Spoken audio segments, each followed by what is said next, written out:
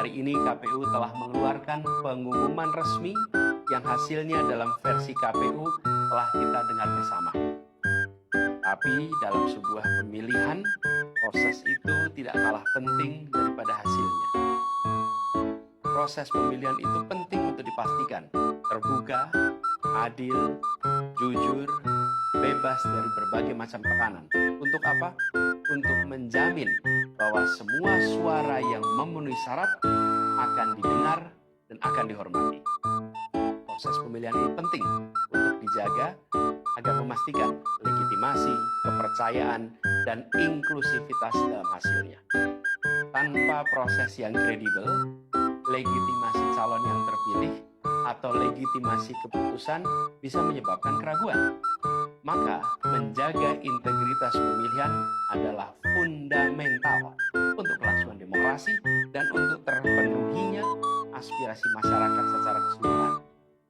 Atas dasar itu, izinkan kami menyampaikan pernyataan untuk mendakapi proses pemilu yang sejak awal hingga saat ini. Saudara-saudara sekalian, sepanjang perjalanan Pilpres kali ini, sejak awal kita semua telah melihat dan menemukan begitu banyak ketidaknormalan, kekurangan, dan pembiaran terhadap proses yang tidak wajar, yang tidak pernah terjadi sebelumnya dalam sejarah bangsa ini. Sudah menjadi rahasia umum, berbagai kekurangan ini telah kita temui sejak jauh sebelum pencoblosan. Mulai dari rekayasa regulasi sampai ke intervensi alat negara.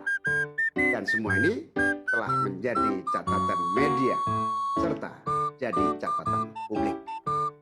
Mas Anies dan saya maju pencalonan sebagai capres dan cawapres ini untuk membawa misi perubahan, menghadirkan keadilan dan kemakmuran bagi semua, menegakkan kembali demokrasi dan menunaikan janji-janji reformasi. Dan berdasarkan catatan dari KPU tadi, ada puluhan juta orang yang menitipkan suara kepada kami berdua. Maka demi memperjuangkan suara mereka yang percaya pada perubahan dan tetap teguh hingga akhir, kami memutuskan meminta tim hukum Timnas Amin untuk maju ke Mahkamah Konstitusi dan menyampaikan kepada majelis hakim serta publik luas tentang berbagai kekurangan dan penyimpangan yang telah terjadi selama proses Pilpres kali ini. Terlalu banyak temuan-temuan tentang proses demokrasi yang tidak berintegritas ini yang telah dikumpulkan oleh tim hukum Timnas Amin. Semua ini nanti akan disampaikan oleh tim hukum kepada Mahkamah Konstitusi. Kami mempercayakan sepenuhnya proses ini kepada tim hukum yang dipimpin oleh Saudara Ari Yusuf Amir. Dan tentu dikawal dan didukung sepenuhnya oleh tim Amin di bawah kepemimpinan Kapten Muhammad Saugi. Kami menyerukan kepada seluruh relawan dan pendukung, mari kita dukung sepenuhnya tim hukum berjuang di jalan konstitusional yang telah tersedia secara sah. Dan kita semua akan terus menjaga etika demokrasi, menjaga suasana kedamaian dan persatuan. Saudara-saudara sekalian, kepemimpinan yang lahir dari proses yang ternodai dengan penyimpangan, dengan kecurangan, akan menghasilkan rejim yang outputnya nanti, keluarannya nanti adalah kebijakan-kebijakan yang penuh dengan ketidakadilan. Dan ini yang tidak ingin kita temui di Indonesia. Kita tidak ingin ini terjadi. Dalam prinsip negara demokrasi modern, ketika melihat ketidaknormalan, ketika melihat penyimpangan demokrasi, maka langkah yang dilakukan bukanlah marah-marah lalu melakukan agitasi kepada publik, tapi langkah yang dilakukan adalah mengumpulkan semua sinyalemen, semua bukti-bukti untuk kemudian nanti dibawa ke depan hakim, ke depan Mahkamah Konstitusi.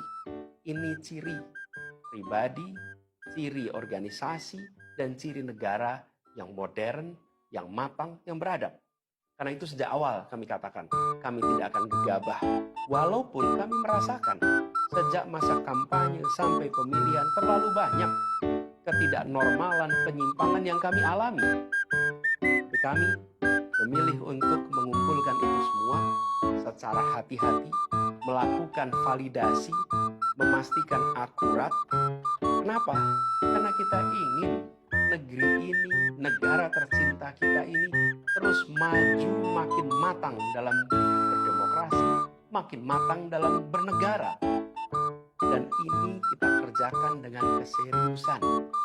Kita tidak ingin proses demokrasi yang terjadi membuat kita mundur mendekati masa pra-reformasi. Karena itulah kita menjaga semua proses ini secara baik, secara tertib. Walaupun itu semua kita lakukan, akan ada saja yang berusaha merendahkan usaha konstitusional ini. Ada saja yang nanti akan mendegradasi usaha konstitusional ini, seakan ini adalah sikap penyangkalan dan tidak mau menerima kekalahan. Izinkan kami tegaskan di sini, kami tidak ingin membiarkan penyimpangan atas demokrasi itu berlalu tak ditantang. Kami tidak ingin penyimpangan itu berlalu tanpa catatan. Kami tidak ingin ini menjadi presiden yang buruk bagi generasi-generasi yang akan datang. Biarlah cukup berhenti sampai di sini. Jangan ada pembiaran. Bila penyimpangan, pelanggaran dibiarkan, dia menjadi kebiasaan. Bila kebiasaan dibiarkan, dia menjadi budaya. Kita tidak ingin budaya demokrasi kita penuh dengan ketidaknormalan.